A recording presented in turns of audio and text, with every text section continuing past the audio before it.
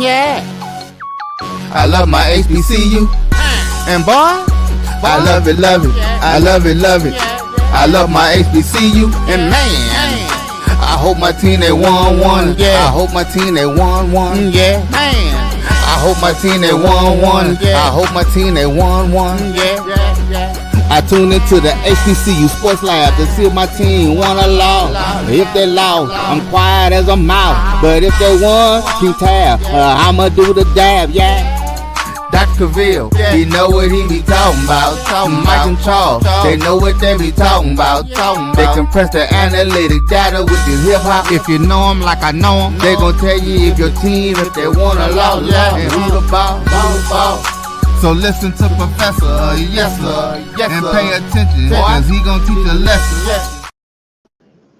This is Dr. Cavil inside the HBCU Sports Lab with Mike Washington, Charles Bishop, and A.D. Drew. I'm here in Nashville, Tennessee, catching a flight after driving in from Huntsville, Alabama with Victor Langford and his wife. Shout out for them for allowing me to carpool with them as they are catching a flight to get out of here. I'll be catching mine after the show. But with that being said, welcome to episode 738 of Inside the HBCU Sports Lab radio show and podcast, a show that's covering the sporting HBCU diaspora, all things HBCU sports. For institutions large and small, from the NAIA to the NCAA, we share insights and information on the HBCU sports culture, HBCU athletic aesthetics, and facilitate the story of HBCU athletic programs in the business for HBCU sports. In short, we just call it HBCU sports pedagogy. I'm your host, Dr. Cavil, along with my co-host, Mike Washington, Charles Bishop. A.D. Drew is in the house as well. We're filming from home studios and sending a signal as we always do, back home at Houston, Texas, and Texas Southern University from Houston, Texas. With that being said, let's bring everybody on the stage as we have Charles Bishop is on assignment on the road as he called the game back in Jackson, Mississippi before he flies out tonight to try to get back to Houston. As I said, I'm here in Nashville, coming out of Huntsville, watching that game there. I think A.D. drew the luck of the cards today along with Big Mike as they on home assignment.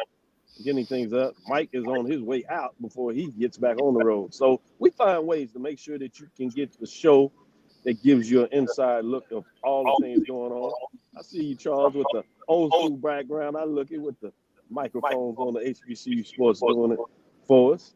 Shout out to Drew with his National Basketball Association shirt on. From when he this is basketball season in Morehouse. that part too. Today's episode of Inside the HBCU Sports Lab is sponsored by THD Agency. THD Agency is a company that provides sporting, educational, and consulting and data analytics. With that being said, Charles, how are you doing today? Doing well, Doc. Doing well. A little tired, but made it back from Itabena yesterday. It was a tremendous day of football out there, Jackson State and Valley, interstate rivalry. So enjoyed a lot of that and enjoyed calling that game on Smack TV. It was a busy day yesterday. I'm gonna do you like Big Brother Mike. Tired. That's a state of mind. You can't be tired. You got work to do. You got a job to do. You have. Hey, that's funny. That's what my dean of pledge. That's what my dean of pledges will say too. Tired is a state of mind. Hey, and my state of mind is not tired. Like, oh Lord, it's gonna be a shout out to Big Brother DPZ. With that being said, shout out to Big Brother Michael Washington. How you doing today? Man, pretty good. I'm wrestling with my own state of mind right now, man. I'm getting ready to fly right back out. So I'm like, I hate that I told all them pledges all this shit. I mean, all this stuff.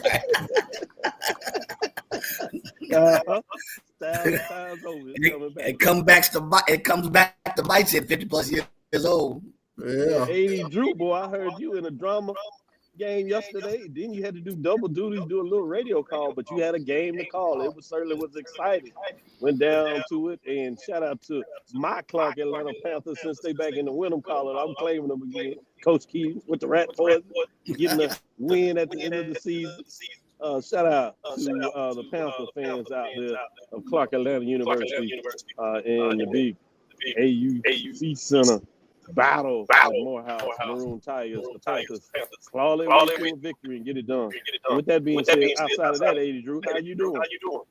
Man, I am so lucky that I did what I normally do as somebody who handles athletic communication, sports information, and everything else. Because if not, I would have been screwed. And here's the backstory. About I went to originally I was supposed to just go to the game and just be there as a visiting administrator. Then I was asked to help out with the stats. Then about 30 minutes before kickoff, we realized that the talent is not there. So I get asked to go over to the talent. Luckily, I did my broadcast notes for my talent. Little did I know I was going to be using those broadcasts for myself. But the only thing with broadcast notes is I only focus on my team versus if I would have known I was doing that call, I would have focused on both teams with my notes. But we survived. We got through. And it's tough being on somebody else's network, calling for your team, but not trying to be a homer for your team on their network. Let's not bury the lead. Sounds like we have an echo. So let's get the lead out. We'll take a quick break and see if we can fix it because it's maybe on your side, Drew, because it's a feed and see if we can get back in here after this. The lead I want to share is the fact that we do have CIAA championship coming up next week, as well as the SIAC. On the SIAC side, you have Albany State, which had the bid. We knew they were going. Benedict got it done in a double overtime victory. You talking about scratching and clawing, but that's the matchup for the SIAC. Similarly, in the CIAA, Virginia Union won relatively with ease to get it done over there at Virginia State. And then you have Johnson C. Smith in a classic matchup with Livingston. Remember, they lost that game last year, which officially kicked them out of the CIAA championship. But they get the narrow victory this time, and they will be in the CIAA championship game. So that's the big lead. We'll come back and do our regular in terms of shouting out cigar spoilers, and we'll let everybody thoughts on that. But let's take a break, see if we audio a little bit to continue with the rest of the show.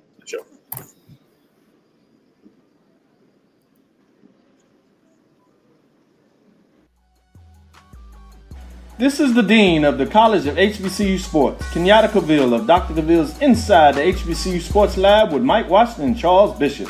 Come mix it up in the lab where the course lecture is in session every Tuesday from 6 o'clock p.m. Central Standard Time on Facebook Live, YouTube Spreaker, or the BCSN app, as we discuss all things about the HBCU sports culture, including exploring the week that was in the sporting HBCU diaspora, as well as the upcoming week of HBCU sports.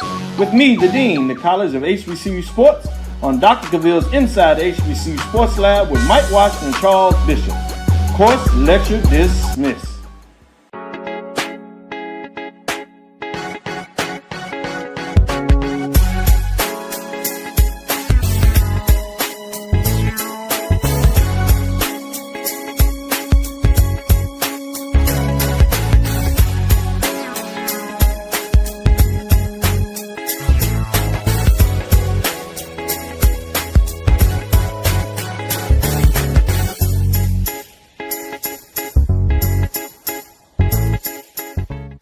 It's never too early to plant the seed, to share the tradition, and instill a sense of pride in your HBCU with your little ones.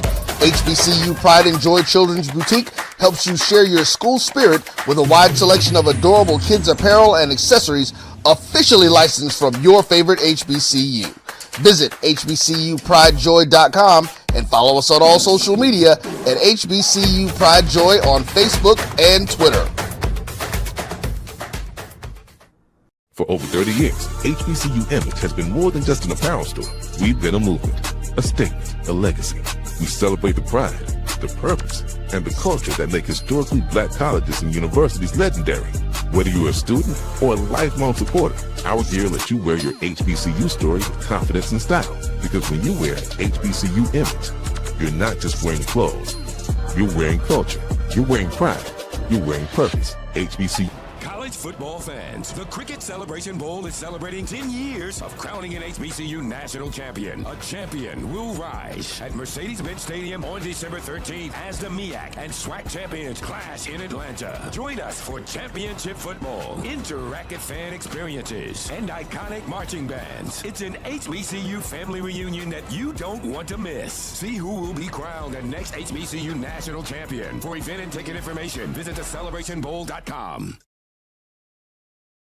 Compress the analytic data with your hip hop. If you know them like I know them, they gon' tell you if your team, if they wanna lose, and who the ball.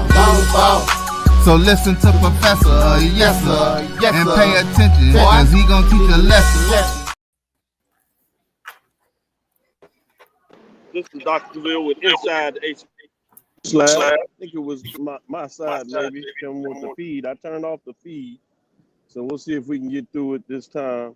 But with that being said, it's time to give our shout outs.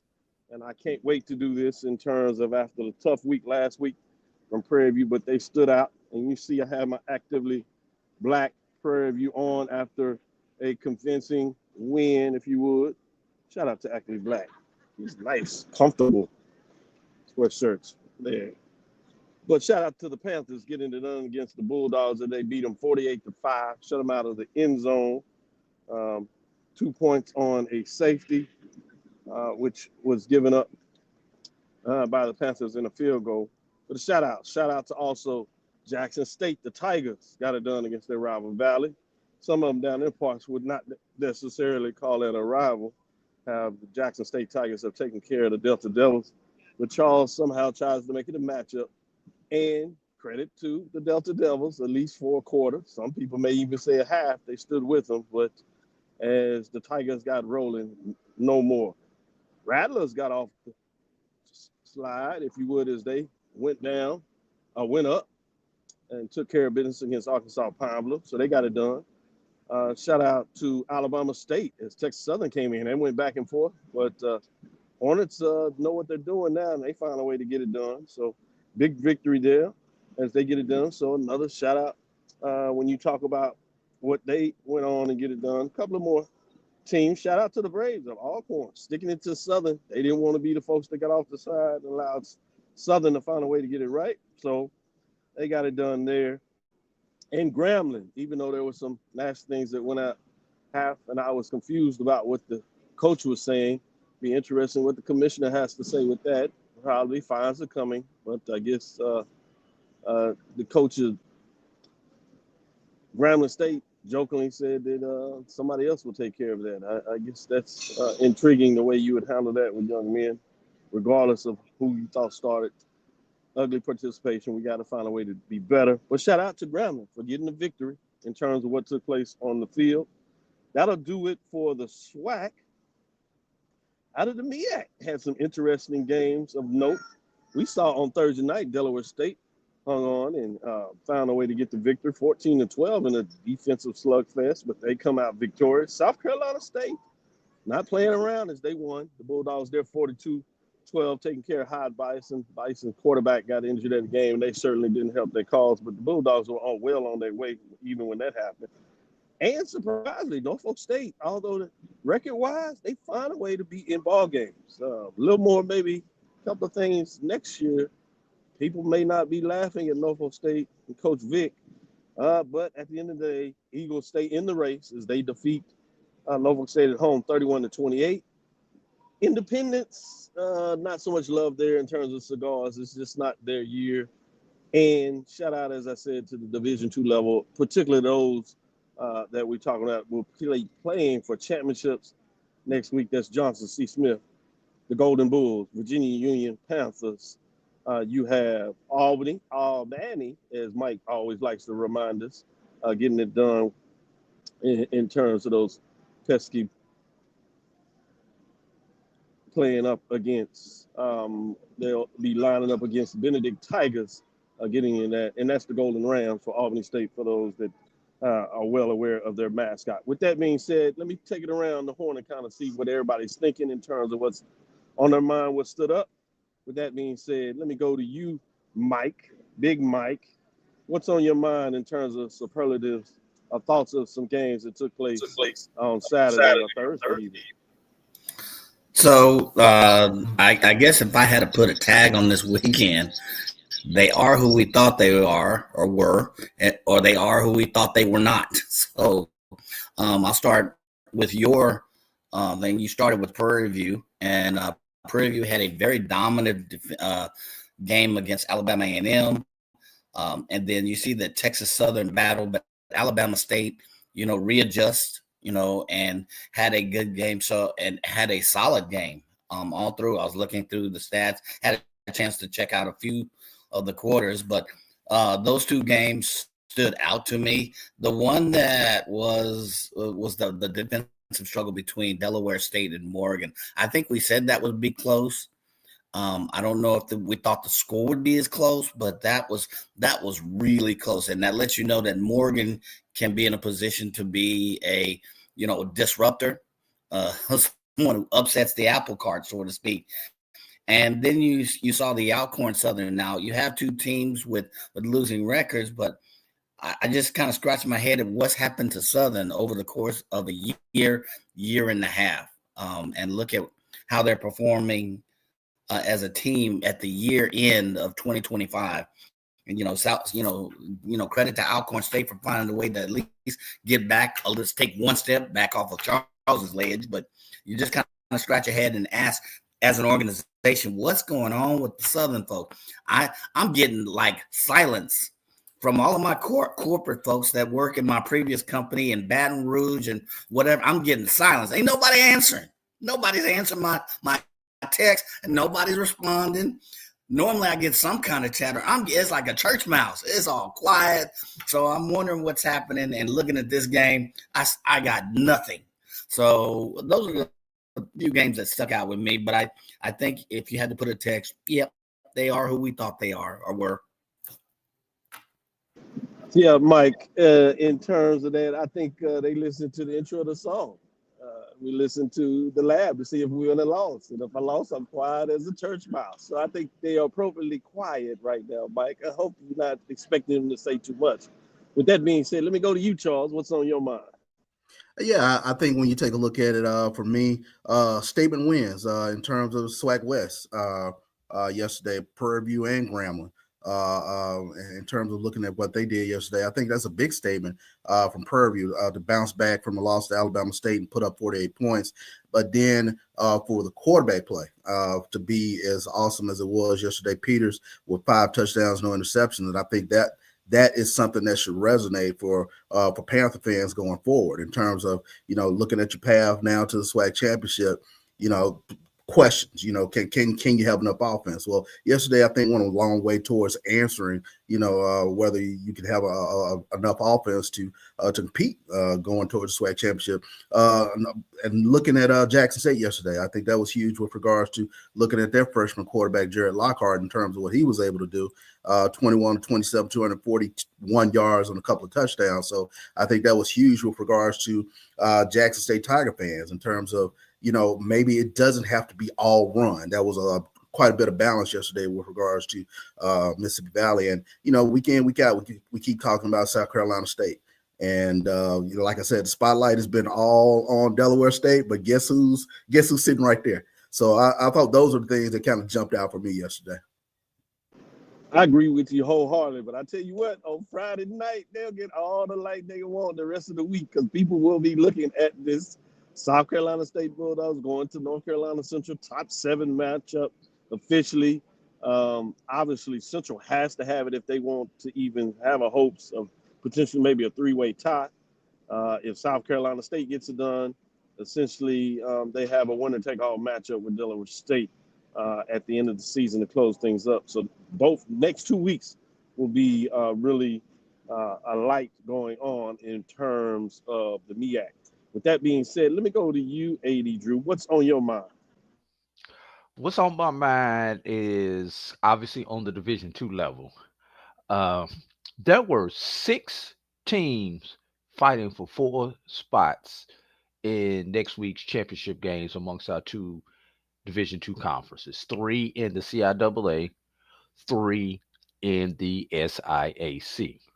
While 5 of those teams handled their business and handled their business convincingly, there was one team who I told y'all was going to be offensively challenged, and they were offensively challenged. Fellas, when is the last time you saw a double overtime college football game and the teams combined still do not score 30 points in a double overtime collegiate football game?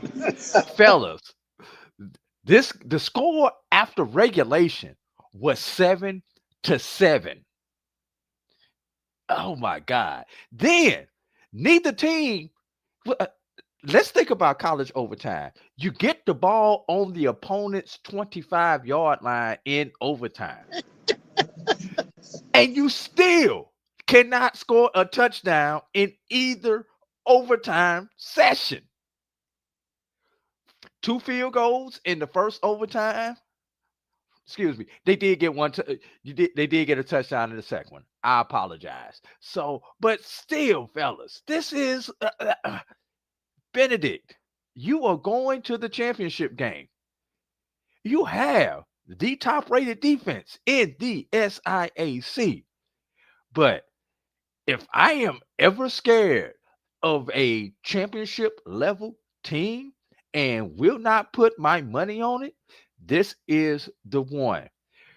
This is Baltimore Raven, Tampa Bay Buccaneer level, but those defenses were so dominant that they could handle it. I'm not sure, as good as Benedict's defense is, they are at that level. I'm sorry. I know this is a Division I show, but I had to get that off my chest before I get to my helmet stickers, Dr. Cavil.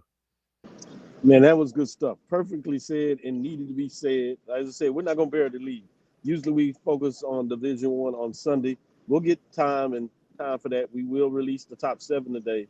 But to open it up with some news today, I thought it was important to make sure we got into the Division II, particularly when teams playing for championships. And the way you broke that down, you know, we talk about defense wins championships. We'll actually get to see this Saturday. Because we know one thing about Chicks love the long ball, though, Dr. Cavil. No, maybe need a little more special teams. Can we get something from the offense, as you pointed out? Excited for Benedict Tigers. You talking about finding a way to win differently. They certainly are doing that. Credit to them for the victory. We will not take that away. They certainly deserve to be there, but they have a tough road to go on the road against a team that handled them pretty solidly during the regular season. But the fact, that's why you play the games. We shall see what that looks like. In some ways, it's similar to Johnson C. Smith, not quite as challenged offensively, but they're playing against a very tough Virginia Union team. But Johnson C. Smith has did their part. They're in the championship game, and they certainly deserve to be there. With that being said, let's take our next break. We'll come back on the other side. We'll do that with the next segment. We're going to slide in the next segment to do the helmet stickers and superlatives to recognize Big Ben. And then the following segment, we'll take a deeper dive in the top 7 and get back in line with it. So with that being said, we'll be right back after this quick break. We'll come back with some helmet stickers, Big Ben Award superlatives, and see if there are any more people on the ledge in terms of Charles Bishop's special segment of the ledge that now everybody's starting to recognize. People walking up to me, it's like, who on the ledge? Who on the ledge? I said, you got to ask Charles. We'll be right back after this break. You're looking for the latest information on Southern University sports, the Southwestern Athletic Conference, and HBCU athletics. There's only one place to go. Tune in to the Carlos Brown Show, exclusively on the Black College Sports Network. Planning an event? From weddings to corporate functions, CMJ Events LLC brings over 15 years of experience to make your vision a reality.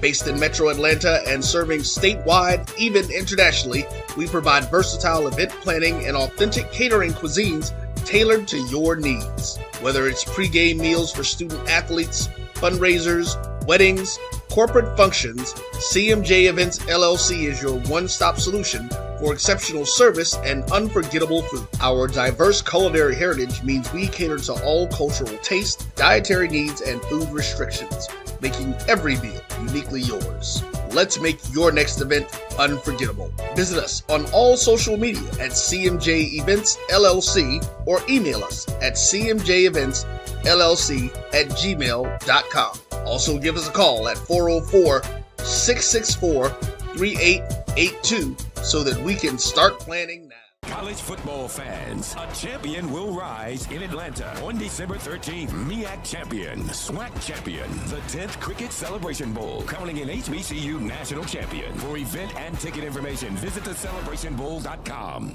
Since 2002, Empowerment Resources, Inc., a nonprofit organization, has empowered more than 1,500 youth and adults in Duval and surrounding counties. Through its programs, Journey into Womanhood, Girls Mentoring, Life Skills for Teens, and parenting education coaching. To get involved with programs, volunteer, or donate, visit www.empowermentresourcesinc.org. Follow us on social media, facebook.com/empowerment.resources and instagram.com/empowermentjax. For over 30 years, HBCU Image has been more than just an apparel store. We've been a movement, a statement, a legacy. We celebrate the pride, the purpose, and the culture that make historically black colleges and universities legendary. HBCU Image, a Kenny T's company. ESPN Events presents Red Lobster Band of the Year. Returning to Atlanta on December 12th, 4 bands will qualify for the big stage, where 2 national champions will be crowned. Follow us for rankings updates throughout the season, and join us on December 12th. For event and ticket information, visit bandoftheyear.com. Compress the analytic data with your hip hop. If you know them like I know them, they gon' tell you if your team, if they want to lose, and who the ball. So listen to Professor, yes sir, and pay attention, cause he gon' teach a lesson. This is Dr. Cavil with Inside the HBCU Sports Lab with Mike Washington, Charles Bishop, and AD Drew. Moving forward, let's get into some of these superlatives. Boy, do we have some nice ones out there. Let's see where we're going to go with the superlatives in week number 10 as we move into week 11. Mike, where direction are you going with your superlatives? First of all, we're not going to just blow past this thing. We see it on the screen right here. So we see it on the screen. And this is going to be, and we look up here, and a notable alumni with A&M. And look, and here is Dr. Cavil. No, what's the name from the singing group, Terry Ellis. Otis Taylor is not on here. You know who's on here? Dr. Cavil, a.k.a. the Dean. And the guy goes on to say, yes, all of you I'm sure know Dr. Cavil. He was the most popular person on this list. So I just wanted to acknowledge, congratulate my brother here. I can go back and forth over a lot of stuff. But you forget how notable his notoriety is all across the coast to coast. So he was acknowledged on SPAC TV and a couple others. So he's also been acknowledged by Jay. Right after he gives me a 5. I wonder how this goes with Dr. Cavill's list. So hats off to Dr. Cavil being notable as a Purdue alumni. Notable for Coast to Coast. So, I tip my cap and I jokingly say a cigar to those individuals that put me on the notable list. Too much, too early, but I certainly appreciate it. I was jokingly telling everybody when they asked the question. That's why in our text message, that's why we pay folks the bag to make sure that we included in big lists like that. That's the only thing I can say to make it make sense. But it was funny. I'm in there in the media room up there, Bulldogs, and everybody say, "Look, Dr. Cavil, look." So I look, get up there. I said, "What?" I said, "Oh, really?" Then I start getting all these texts and they blowing up. Dr. Cavil, Dr. Cavil. I know. I'm trying to do my work because I have it set up. I have my lab working, so I'm watching all the games. Teasing sitting right next to the legend, coach from Alabama A&M, getting it done. Coach Pettaway and he was teasing it. He's watching a couple of games. He's Cavil, you got to set up. I was end up watching like 5-6 games at a time. If you include that, I'm watching obviously the game that's taking place in Prairie View and Alabama A&M. So it's fascinating. A lot of love. People treating you well. So I was amazed. They asked me after the game, the young group that does radio for Alabama A&M Bulldogs, they were getting it done. So that was fascinating in terms of them wanting to do an interview. Felt honored to do that. But this means that we as a group continue to put forth their work and we're recognized. So a lot of it was really thanks to you all so we can team up to get that done. But that was pretty cool. Kind of embarrassing to some way, but awesome. So I'll take that, Big Mike. Appreciate you with that. And that's a good cigar to the team here for helping make it happen. Can I add to that right quick? I'll take that big helmet sticker, though. I'll take that big helmet sticker. That was one of my superlatives. Go ahead, AD. I'm sorry. I was somewhere Friday. I'm not going to say where, but I was at the HBCU on Friday, and I had a college student walk up to me. He said, "You Drew, you be on what's it called, Black College Sports Network?" I'm like, "Yeah, that's me." and he just wanted to shake my hand and all that kind of stuff. I'm like, thanks for watching. And I'm like, "What's your handle on there?" And he's like, "Oh, I just watch. I don't comment, but I just watch y'all all the time." So we get that a lot. So keep watching. We appreciate you. Yeah. Love. Big Mike, go back to you on a serious note. What are some of your superlatives or big helmet stickers for this week? I have two. I have you mentioned Cam Peters. Dang, 3-4 yards short of a 400-yard day. He had another 36 yards on the ground. So big shout out to Cam Peters. I think AD talked about, hey, can Prairie View mount up a passing game? Well, they got about 500 yards to show you that, or 400 so yards to show you they can. So helmet sticker to Cam Peters. I can't go out without talk, Mike. I can't go out without announcing my kinfolk from South Carolina State, Jared Washington. He is from Virginia. Now, I say this because of my son that goes to Virginia Tech in grad school, and I met a whole bunch of people from Virginia with the last name of Washington. I was like, they were like, "Do you got relatives?" Oh, no, not that I know, but it's a lot of Washington.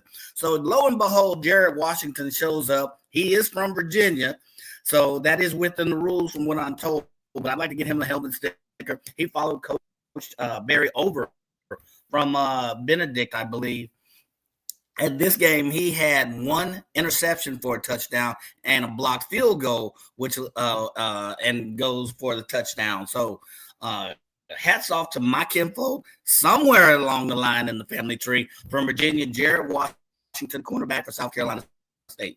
He gets a helmet sticker as well. Great helmet sticker, Big Mike. Let me go to you, Charles. Where is your helmet sticker going this week? Unmute yourself, Charles.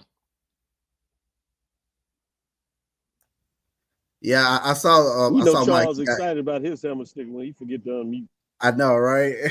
That was a good one, Mike. I saw you got the one in on Jared Washington. So let me flip over. I'm gonna give one to Nate Rimber. Nate Rimber yesterday, big day, going back to Mississippi Valley State. Had a huge day for Jackson State. He had 6 catches with 97 yards and a couple of touchdowns. But I think the other helmet sticker for me is going to be the guy who got him the ball. I think that turned heads big time yesterday with regards to Jackson State in terms of freshman quarterback Jarek Lockhart going 21 of 27. I thought for 241 a couple of touchdowns, but I think that really went a long way towards Jackson State fans looking at this offense being a lot more balanced going forward. So those were the 2 helmet stickers that jumped out for me yesterday, in addition to Jared Washington. He stole my thunder on that one. That was a good one. Yeah, certainly. I thought hit your button, Mike. I had to go with my kinfolk. Sorry about that, CB. I had to go. The way Charles started off, I thought he was going to find a kinfolk out there named Bishop or something like that. It's like, I was hunting for one. Michael Bishop been gone a long time, though. There you go. 80 Drew, go ahead. I got 3 quick helmet stickers. My first helmet sticker actually goes to somebody who's on this feed right now. My first helmet sticker goes to Chuck Hunt, who, we know with the unfortunate incident that happened yesterday between Grambling State and Bethune-Cookman. But when I get home and I get on my timeline, the first video that I see is Chuck Hunt's video and him providing commentary of the video like I'm there. So my first helmet sticker goes out to you, Chuck Hunt, for keeping me up and letting me know what was going on. Because obviously, when I'm in my world at a game that I'm working, I'm not following everything. No, my number two helmet sticker goes out to quarterback Miles Scott of Morehouse. Miles Scott has this season rewrote the single season record book for every passing statistic that Morehouse has ever had. He has this year, he has set the touchdown record. He broke that by two with the touchdown record. He set the single season passing yardage record, single season attempts, single season completions. His count on fifth 300-yard game, everybody, this season. So he definitely deserves a helmet sticker. 125 years of Morehouse football history, and you own multiple passing records in an individual season. And my last one goes out to Jabir Disputes of Allen. Let's think about it, everybody. 3 weeks ago, Allen was so far on the outside looking in, they needed a bus pass just to get to the neighborhood. Not only did they catch their bus over there to the proper house, but they knocked the door down and kicked it in with a bandit. Winning their last 3 consecutive games. Disputes on the day, passing 23 of 32 for 284 yards, 2 touchdowns, 0 INTs, and then he added 17 rushes for 85 yards and 1 touchdown on the ground. So Jabir Disputes, my helmet sticker goes out to you for gaining Allen the extra game this week against the Conference Carolinas opponent. Mute, Doc. Doc, you're on mute. I'm gonna go back to the origination of the Big Ben. I'm gonna keep it in Texas. Great job by everybody in terms of the superlative in Big Ben helmet sticker. But with that being said, I'm gonna give one to Cam Peters, 17 of 22 for 394 yards, 5 touchdowns, 17.9 a carry with no interceptions. This is after last week he had the 4 interceptions that were really costly in that matchup. You talking about a way to bounce back.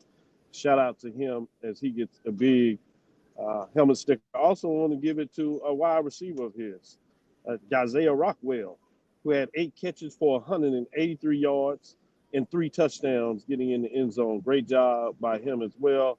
When you talk about Cam Peters, the quarterback from Prairie View A&M University, doing a heck of a job. Senior, 6'4", 207 pounds from Missouri City. Cameron Peters gets it done in terms of what he was able to do, bouncing back, as I said. And then you have Isaiah Rockwell that really found his own, junior, 6'2", 214 pounds, McKinney, Texas. Those are my helmet stickers as they become 1 game away from winning the Western Division and locking that up. See if they can do it at home. They have 2 at home. Starts this weekend with Pine Bluff. Be fascinating to see. We'll talk a little bit about those races at the end of the show in terms of that, as we do have some big matchups. But we'll close out on this segment. But before we do that, Charles, who's on the ledge? Who's on the ledge? Well, I'll make it pretty easy. If you got 2 losses, you got 2 losses in the MEAC. So put a frame like qualified. Go ahead if you have 2 losses. If you got 2 losses in the MEAC, yeah, it's time to get to know who your basketball team. So Cam Gillis, BJ Powell, Alex Cotton, Howard University fans, those are your guards on the basketball team. So it is time to get to know them. And then for obvious reasons, Bethune-Cookman, come on. And you know why. With everything in front of you, I don't know what the punishment might be, but Your fan base probably should be on the ledge right now. You had a huge game with Jackson State coming up this upcoming weekend, and now we'll see what happens with regards to the personnel in that game. So definitely, those are my two schools on the ledge. Very appropriate the way you put it on the ledge. Drew, anybody on the ledge for you? How about Alabama A&M, where you were at? I love Sam Shade to death. They are certainly getting ready for basketball. Coach Pettaway was up there talking about basketball. Yeah, I love Sam Shade, but he's going what is about his fifth quarterback this year. Yeah, so Alabama A&M he's following is the on lead the of the ledge. Hornets. His in-state neighbor down there. He's looking at wide receivers to see if he can pull somebody to play quarterback for him. You are exactly right, AD. Go ahead. Yeah. How about where you work at, Dr. Veer? Texas Southern losers of 2 in a row where they were right there with Prairie View, 1 game back. And with the slip up last week against Alabama State, Prairie View would have been in a prime position. But but Texas Southern also went out and laid an egg at the same time. So Texas Southern, I think y'all are on the ledge. And can I get some teams that have pulled the string back in? They got the life preserver and come back, Dr. Ville, quickly. Yep, go ahead. Quickly, Alcorn State, y'all done won 3 in a row. What? Yeah. At the beginning of October, we was wondering if you were even going to win a conference game, and now you've won 3 games in a row. And they had the life preserver out there, and they was like, "Oh no, he good. He was just playing around."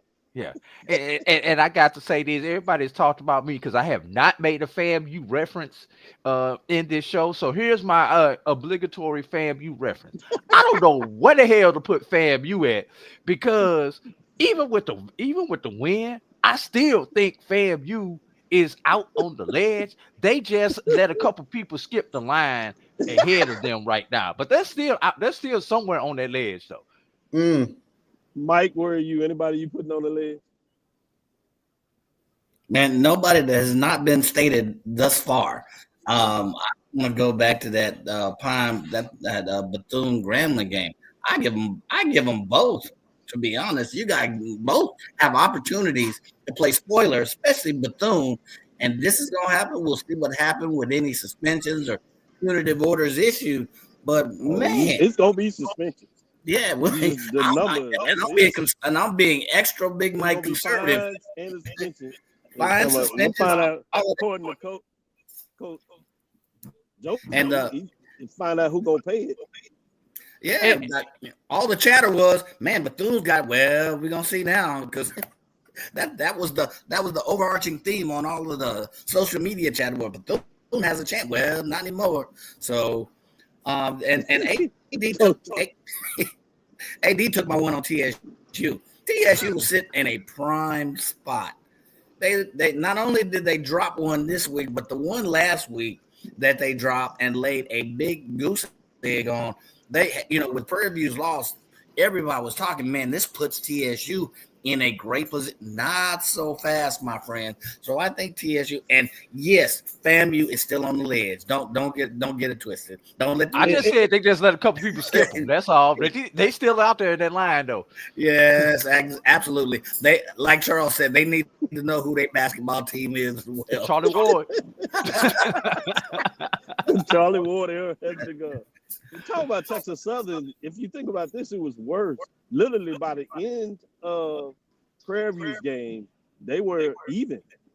Now they were down 14-7 and a half, and you think you might be inspired because somebody cheat code. The players they watching whatever, boy, and they come back in the second half and just cannot get it done. And Braves pull away, and it's been downhill since. Even at halftime, the young lady was interviewing Coach Disman, and she was talking about they were 4-4, and she's like, "What?" He's like, "We have a good football team." Like, Coach, concentrate on the game. We can use the help. Anyway, with that being said, we'll take the next segment. We'll come back on the other side, and we'll talk about the top 7. Not a lot of drama in the top 7, but we'll see what that looks like as these teams have solidified themselves in the top 7. Everybody in the top 7 has 7 victories. talking about closing out on the end of the year. But we'll see exactly what that looks like on the other side. We'll be right back after this next break.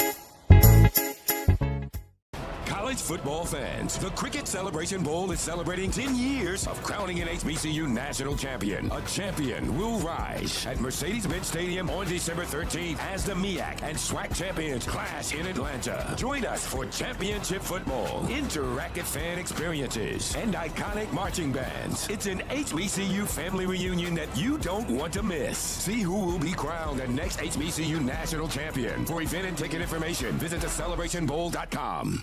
For over 30 years, HBCU Image has been more than just an apparel store. We've been a movement, a statement, a legacy. We celebrate the pride, the purpose, and the culture that make historically black colleges and universities legendary. Whether you're a student or a lifelong supporter, our gear lets you wear your HBCU story with confidence and style. Because when you wear HBCU Image, you're not just wearing clothes. You're wearing culture. You're wearing pride. You're wearing purpose. HBCU. With over 25 years of serving our communities, Destiny Financial Services, a division of Global Life, is here to help you and your family through difficult times.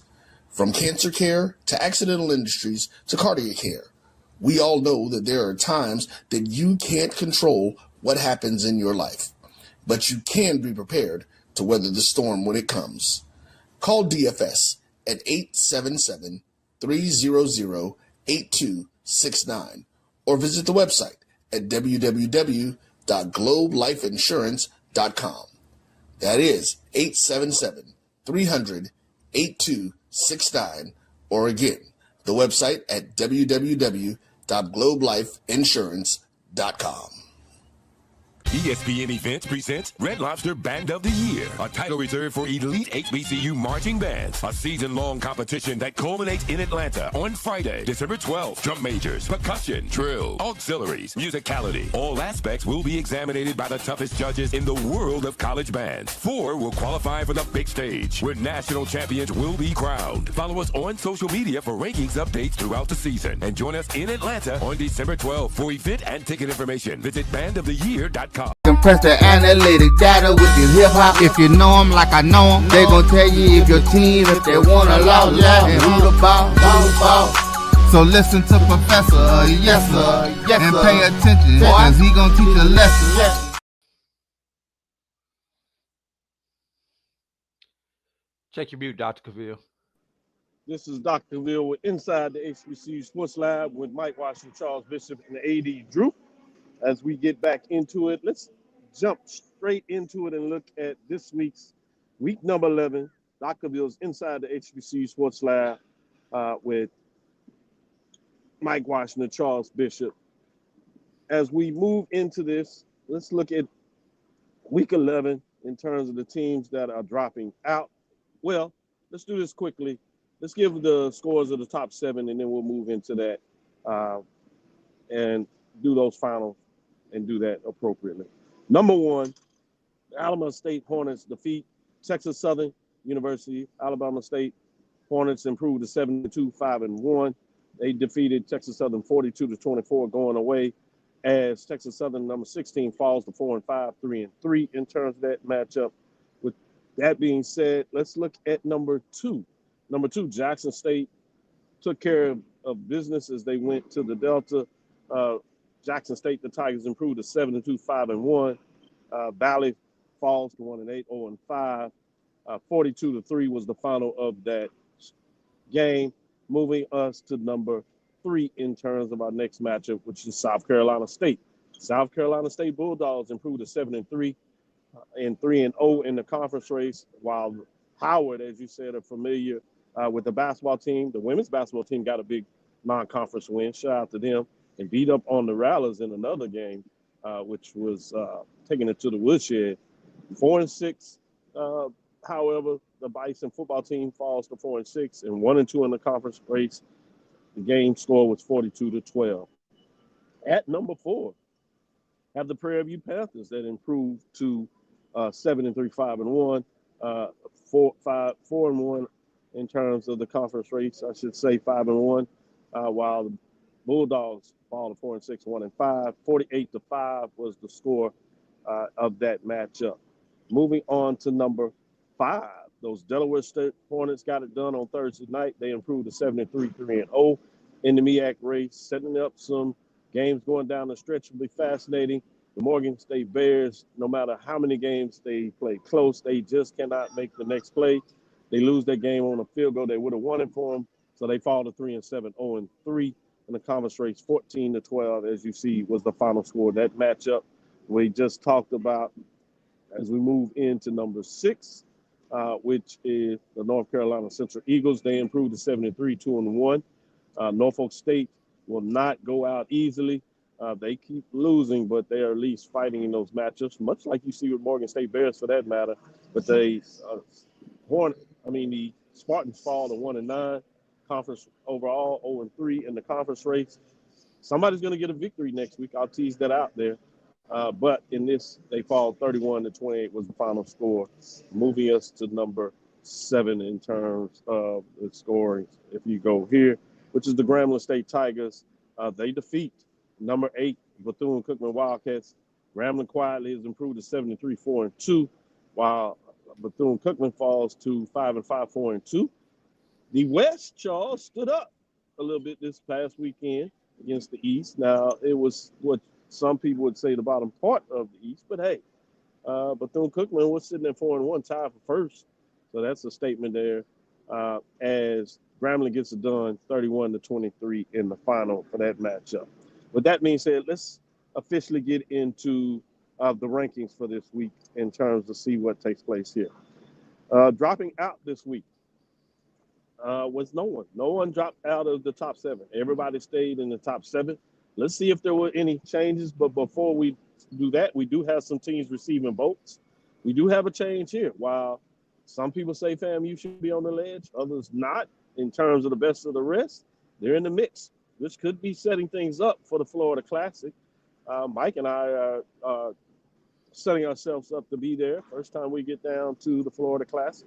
With that being said, Bethune-Cookman Wildcats, even with the tough loss, they fall to 5-5, 4-2 overall.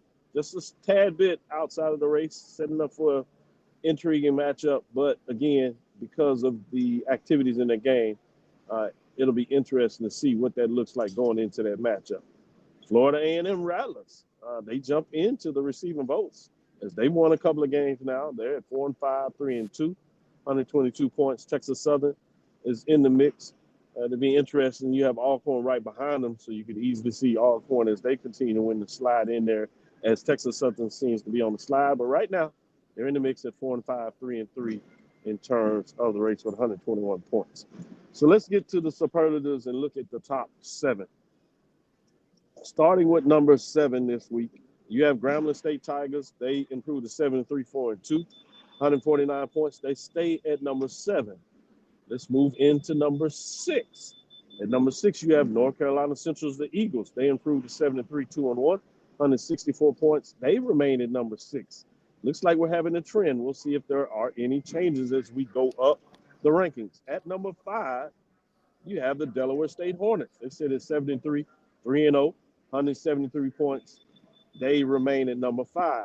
At number 4 in the rankings are the Panthers, Prairie View and the Panthers. They improved to 73, 5-1, 185 points, ranked number 4. They continue to chase and see if they can lock down the West, as they also are in the hunt for a home game, depending on what takes place, home championship game, what takes place in the East Division. Speaking of the East, let's go East in terms of the MEAC. At number 3, you have South Carolina State Bulldogs, 7-3, 3-0, 2 first-place votes, 202 points. They remain at number 3. Do we have any changes at the top? At number 2, you have Jackson State Tigers. They stay at number 2, 7-2, 5-1, 4-place votes, 218 points. They sit at number 2. And you have Alabama State Hornets, backup quarterback and all. They improved to 7-2, 5-1. Tough matchup against Texas Southern. They get it done. Six first place votes, 220 points.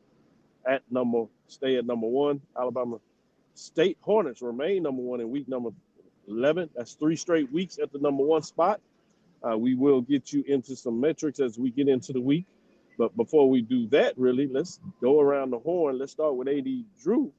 AD Drew, what are your thoughts in terms of the top 7? Everything stood pat, literally, except for teams in the top 7 getting wins.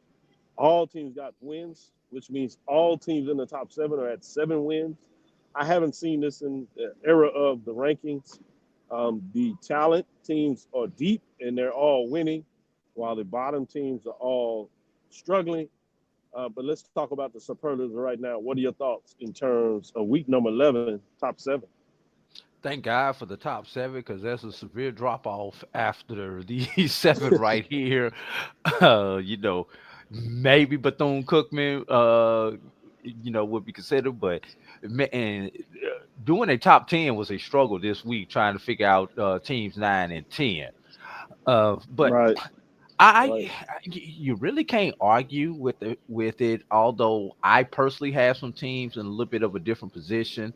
I do have Delaware State, my personal number 3. Yes, I know they struggled, everybody, but a W is a W. I had Delaware State number 3 So last for week in you, my quickly, Drew, personal poll. Go ahead. was Delaware State 3 last week? Did you keep In them at my 3 or did personal you? poll, Delaware State Right. was 3 Yeah, in my in your personal voting poll. poll. Okay. So I left them exactly where they were at with the W. And Makes sense. it was an ugly W, but they did get the But like W. you said, a W is a W.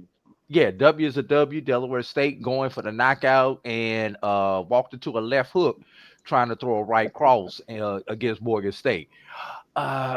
Brings up an interesting matchup in 2 weeks, like we said. My biggest thing about this week, the week where chaos usually happens on the FCS level, we had none this week. So everybody was able to go out and take care of business. So kudos to top 7. Really, I have no problem with what I see on the screen, but I did have some personal difference, but I'm cool with this though. Good stuff. Let me go to you, Charles, in terms of your top 7. What are your thoughts in terms of this top 7? With regards to this top 7, 3 out of the 7 teams in this top 7 are playing with a backup quarterback. So to continue winning, that's huge. You take a look at what Tayshawn Smoot was able to do yesterday, and even when you kind of cursory looked at the stats, Texas Southern did everything they needed to do. It was a good game from KJ Cooper, great game from Atheon Renfro, but Alabama State got the win, so I need to dig in and kind of see what exactly happened there. Great game from Jackson State yesterday in regards to what they were able to get done. So looking at the top 7, this is about right. I think a lot of us will look at 3, 4, 5 in terms of who should be in that order. Because you can make an argument for I think each team there to be at 3 or 4, and so I think those 3, 4, 5 are those ones where you can kind of flip flop the helmets there. But for the most part, I think it is what it is. I expected more from Delaware State, but like you guys said, a win is a win. Maybe style points, I got them at 5. Hey, Charles, good point. And I don't have any problems with that number 5, but I wanted to get, as you said, that matchup between Texas Southern and Alabama State. It literally was going back and forth until late in that matchup. When you dig into that game, look at the special teams for Texas Southern University, and I think that's where you're going to be like, okay, this explains a lot. There were at least 2 missed field goals for Texas Southern. They went 1 for 3 in terms of the field goals, and one of the field goals was blocked and took him back for a touchdown. So you take a touchdown off the board for Alabama State, and you put up at least 6 points. Now you see, a different matchup. You're talking about 35-30. A drive will do the difference. But special teams really let Texas Southern down, particularly in the kicking game when you talk about that momentum. So dig in, and when you go in there, let me know if you think the same once you dig in a little deeper. But I want to put it out there for those that may not saw the nuance of that game. And credit to Alabama State, as they ran the ball pretty effectively. But as you said, backup quarterbacks are finding a way to get in there and making big plays. When you think about Grambling, Jackson State, and Alabama State, that's amazing. And credit to those coaching staffs and those players for getting it done. Let me go to you, Mike, in terms of your thoughts on the top 7. I echo what AD and CB said. I think you have the right 7. There's no other 7. I think once you get outside this 7, it becomes a head scratcher. I think you'll need a long night of some cognac to figure out who goes 8, 9, and 10. The one that stands out to me is that Texas Southern Alabama State. Kudos to Alabama State. I think you alluded to. If you look at that game, Doc, you talked about the statistics. Here's the one that stands out. I was watching some of that game. Texas Southern held the ball the majority of the game. They held the ball for 43 minutes.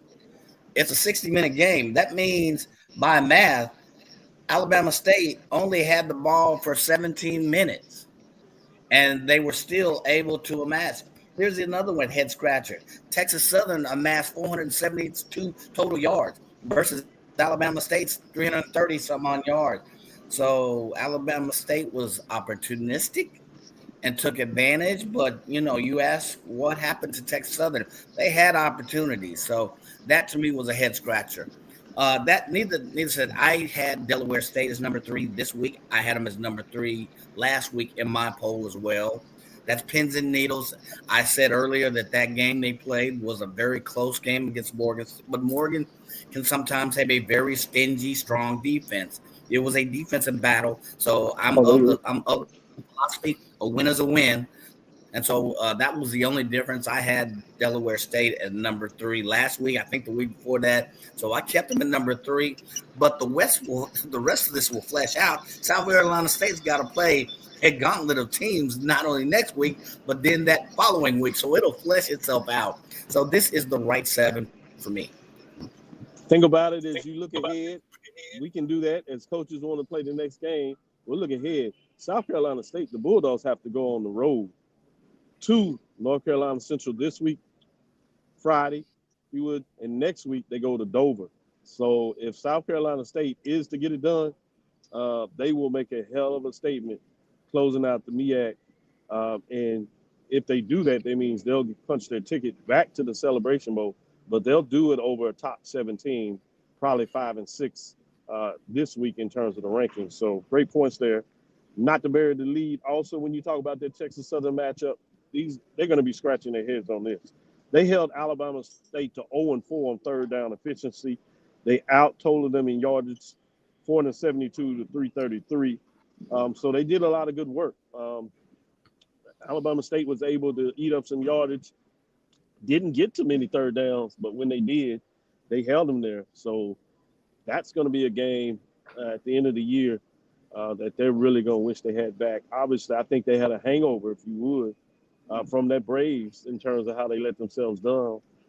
Played well in that matchup, but just couldn't close out, and it's been one of those seasons for Texas Southern University. But with that being said, Grambling State is taking advantage of it. Let's take our last break, come back on the other side.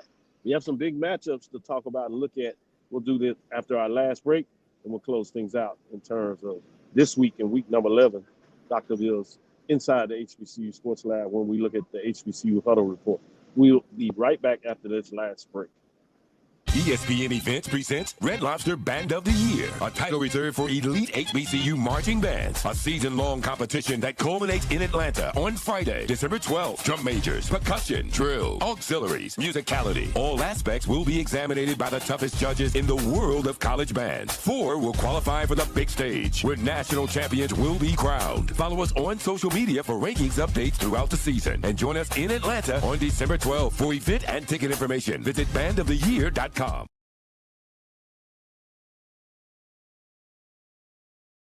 For over 30 years, HBCU Image has been more than just an apparel store. We've been a movement, a statement, a legacy. We celebrate the pride, the purpose, and the culture that make historically black colleges and universities legendary. Whether you're a student or a lifelong supporter, our gear lets you wear your HBCU story with confidence and style. Because when you wear an HBCU image, you're not just wearing clothes. You're wearing culture. You're wearing pride. You're wearing purpose. HBCU image. A Kenny T's company. Compress the analytic data with your hip hop. If you know them like I know them, they gon' tell you if your team, if they wanna lose, and who the ball. So listen to Professor, yes sir, and pay attention, cause he gon' teach a lesson. This is Dr. Ville inside the HBCU Sports Lab in week number 11. Let's get into some of these matchups. We'll be able to get through some of these just to let people know to keep your eyes on them, but I'm not sure if they will throw you off any. The first one is number 1, Alabama State Hornets. They go to the Delta, Mississippi Valley State Delta Devils. Hornets come in at 7-2, 5-1, tied with Jackson State. Jackson State does have the head-to-head victory, so they continue to push through. We'll see what that means. Playoff picture is out for the Hornets because of the Turkey Day Classic, but they face Delta Devils this week, 1-8, 0-5. Anybody thinking this will be a problem for the Hornets? No, I don't think it'll be a problem. Actually, it looks as though Mississippi Valley starting quarterback Josh Brown, he went down yesterday on the first play of the game yesterday. And that game will be in Mobile, by the way. We'll be in Mobile. Mm-hmm. That makes it a little home game for them and makes it even more challenging for the Delta Devils. Great update in terms of what that looks like. I did forget that he went down very early. I didn't realize it was the first drive. Boy, that makes it tough when you're trying to get it done. You're seeing more and more, gentlemen, that you have to have a backup in college football. We even see more in the SWAC. It's just a gotta play in grind in terms of non-conference season. Number 2 has to play. Yeah, you have to be prepared to play and play really well. With that being said, another matchup that I hate coming in here, we'll have everything talking about probably everything else except for this matchup. You have number 8, Bethune-Cookman Wildcats sit at 5-5, 4-2. At number 2, Jackson State Tigers. We're looking at this matchup, sizing things up. It still is important in terms of Jackson State needing to close things out in terms of this season with the Hornets right behind them. It could have been even more with Wildcats looking at trying to force a 3-way tie. They'll need some help to do that. But again, let's go ahead and talk about your thoughts on this, understanding that things may change in terms of who's going to be eligible to even play in this game. Let's start with you, Charles. Where are you with this matchup? Because you kind of put it out there very early when you talk about the ledge because of what took place on Saturday's game. Yeah, it becomes very interesting to see what Bethune-Cookman's depth will look like in regards to this game, or whenever a decision is made with regards to the incident yesterday. But I think it bodes well for Jackson State in terms of looking at this game. I can't say enough. I mean, I think the balance yesterday that you saw with regards to Jackson State against Mississippi Valley, especially with Jared Lockhart. He threw for over 200 yards, and it was a quick game pass, and it showed a different dynamic, a different element of Jackson State's offense, one that you had not seen per se with Lockhart behind center. So I think that, along with, we know Jackson State can run the football. Defensively, they're as tough as any team, I think, in the conference. So I think that game, Jackson State probably would have been the favorite going into it, but they look even stronger now after yesterday. Good points made there, Charles. Let me go to you, Mike. Big Mike, what are your thoughts in terms of this matchup?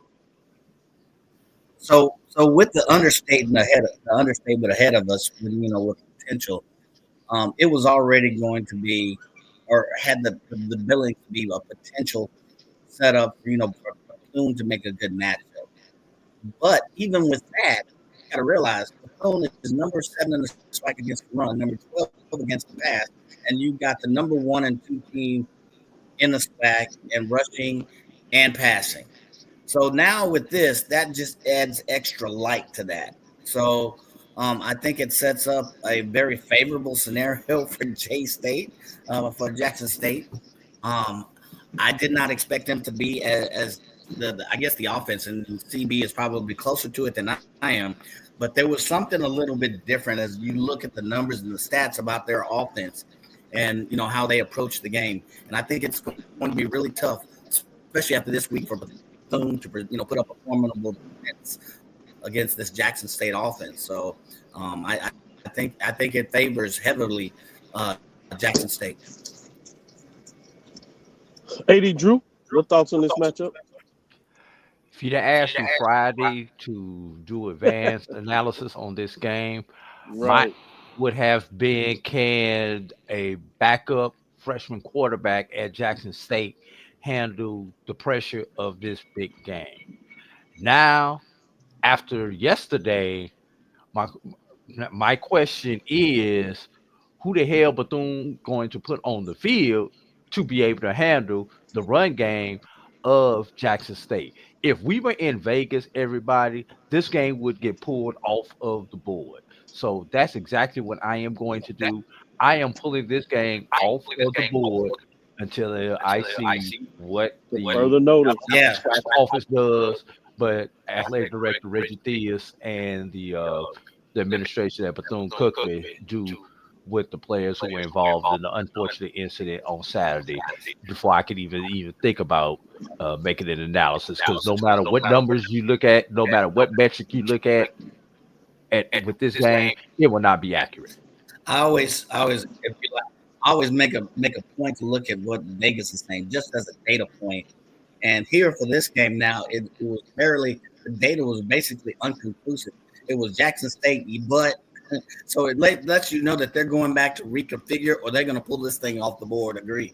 So it was weird that when you look this up to see what Vegas is saying, you get a weird response. I don't know if that's changed, but I looked at it last night, looked at it this morning. It's weird. So That's why they do their homework in Las Vegas. We know that. Let's look at this next one. I'm gonna ask this a little different. Arkansas and Pine Bluff, the Golden Lions, 3-6, 2-4. They played some solid games. Couldn't quite get things done at home against FAMU. They had a chance to do the double-double, couldn't get it done. They're at number 4 Prairie A&M Panthers that improved to 7-3 and 5-1. As they come in this matchup, I'm asked, does Prairie View clinch the West this Saturday? Charles? Prairie View will clinch the West this Saturday. Very strong performance yesterday against Alabama A&M. Drew? Prairie View will clinch it, and they will clinch it twice, not only with the victory, but Grambling. I can't see Grambling State with everything that happened Saturday being able to actually hold on and get a W on Saturday because the Coach Mickey Joseph involved his second incident this year. Coach Mickey Joseph, Coach team. And once again, I think the conference office is going to come out tough on Coach Joseph because when he gets in front of that microphone, he has no filter. And that filter, I think this time is going to hurt him even worse than it did that first time. Or That's that lack of filter. No, that's a good point. And we shall see. In a lot of ways, I agree with you. With that, Mike, will Prairie View clinch this weekend? Yeah, Coach Jackson has the approach. They know what's at stake. He keeps the team focused. You've got a well-grounded team with a solid running back committee.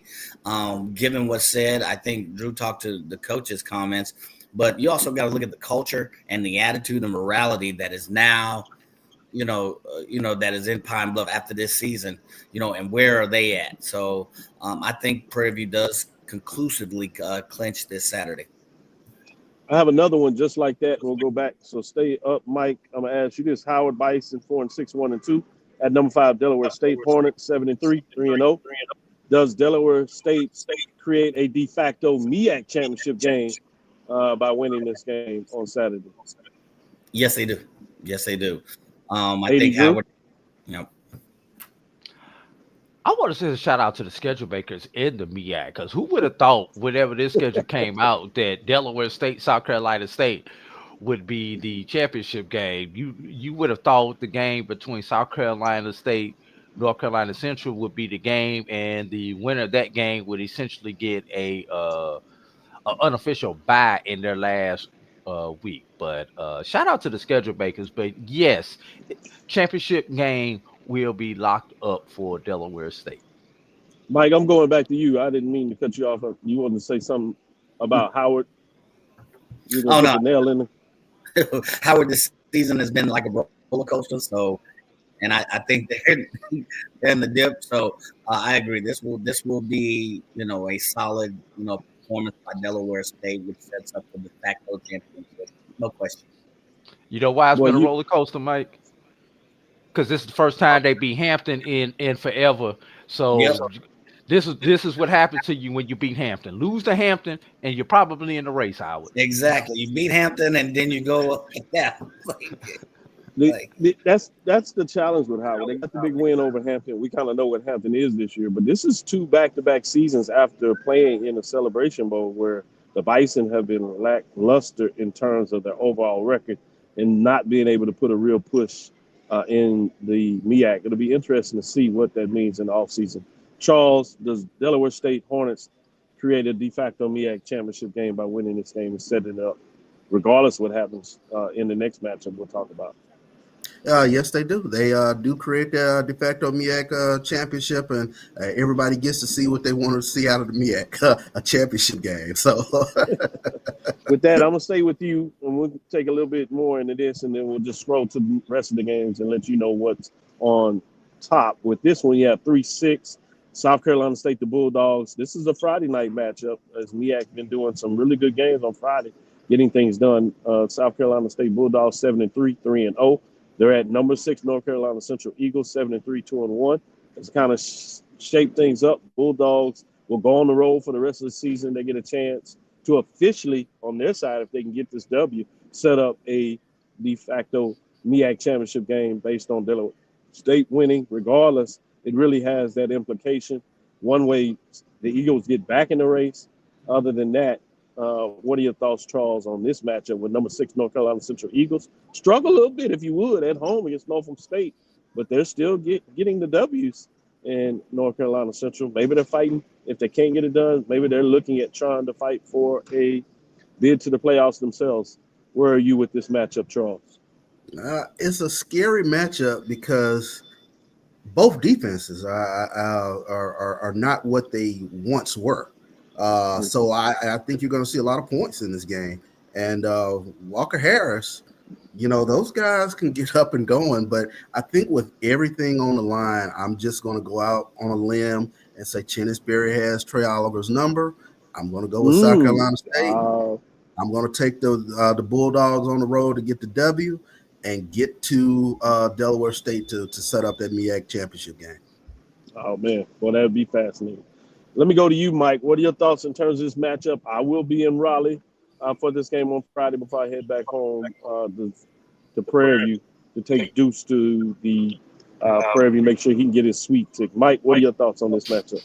Yeah, this game does make you think a little bit because Central, I believe, is still the leader in the MEAC in terms of offense. I think they're averaging 34, 35 points a game, and I think South Carolina State is right there at about 32.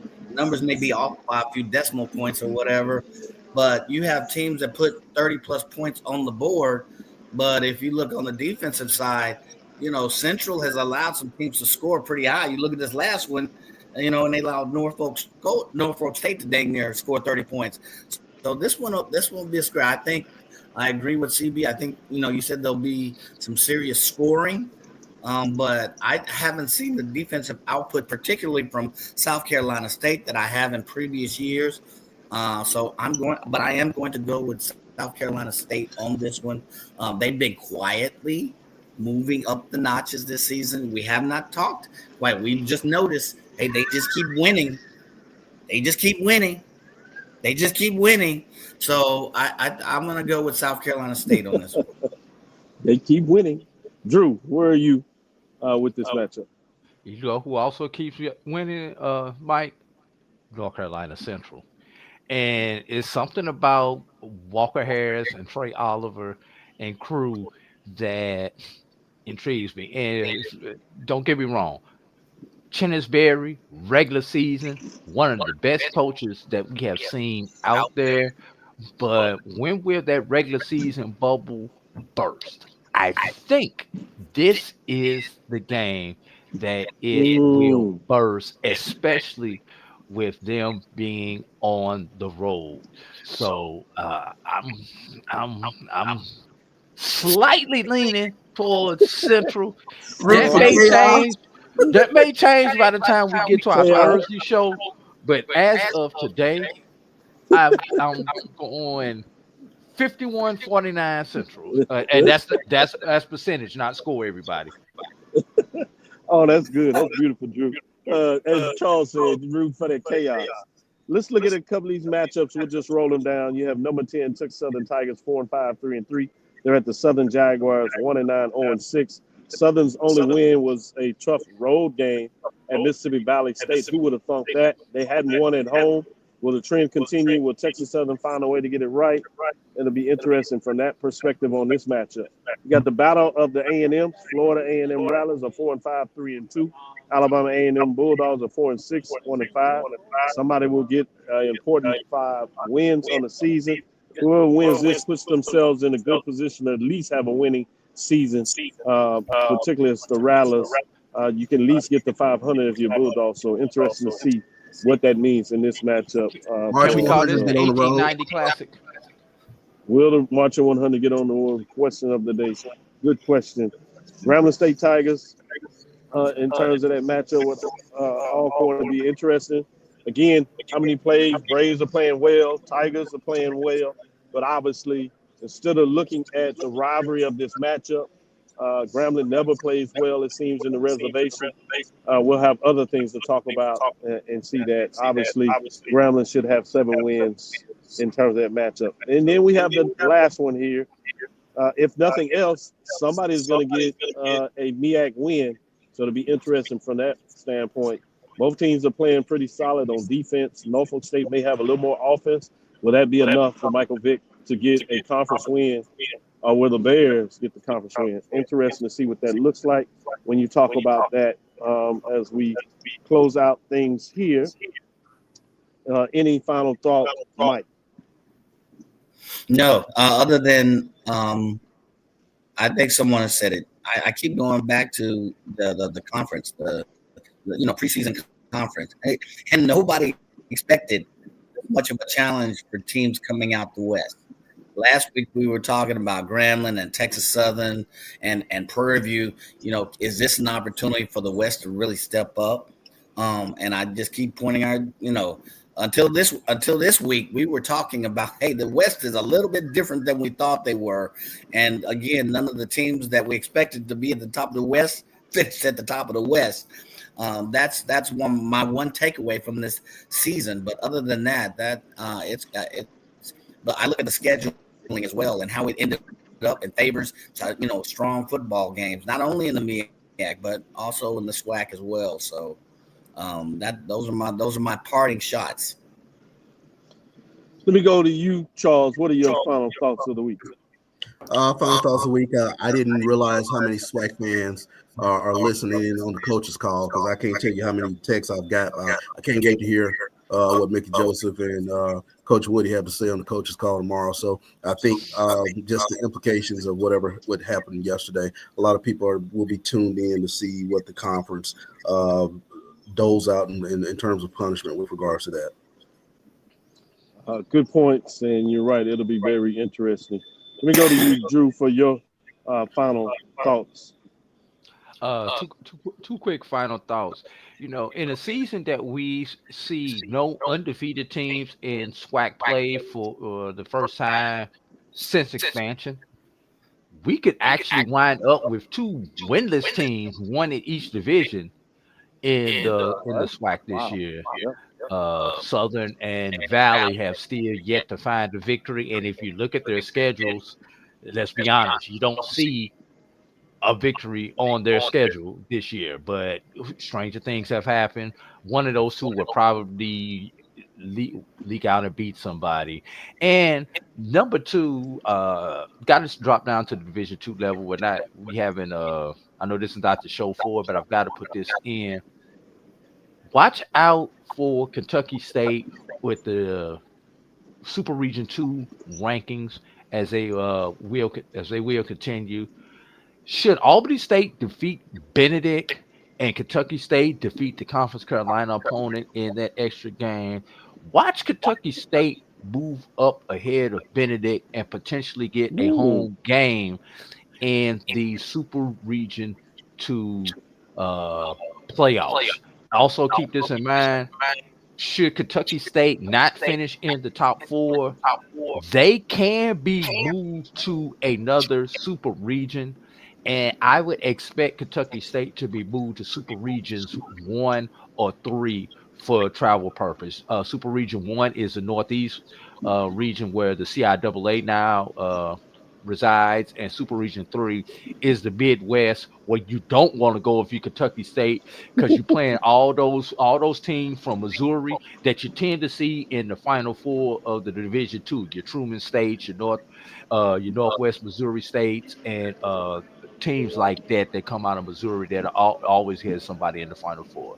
So for Kentucky State, they need to get a top 4 rank so they can stay in that South region, i.e. Super Region 2. Great mid-major division updates to close it. We'll go further, deeper dive in Tuesday. We'll probably have some updates and see what that looks like as we start to close things out. Great report.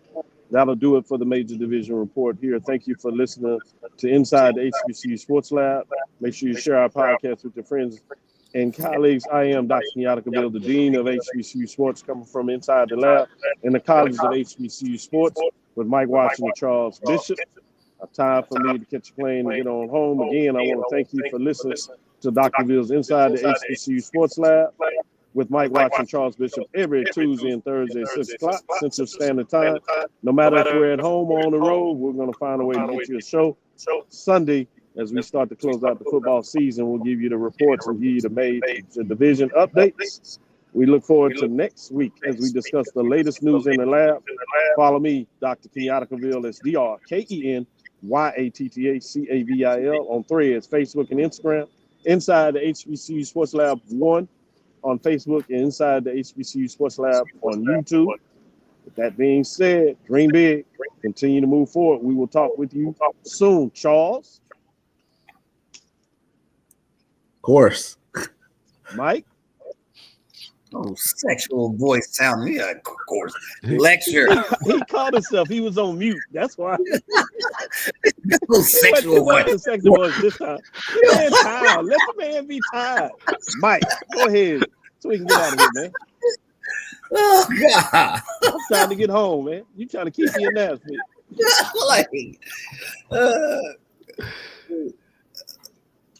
Mike. I said lecture. Well, we want to make sure you're clear. You threw all that other stuff in. 80 Drew. He got jokes and attitude, y'all. Come on now, Mike. You got to do better than that, man. Dismiss. Let's get up out of here before somebody else do something crazy. Charles know how to do the sexual voice, of course.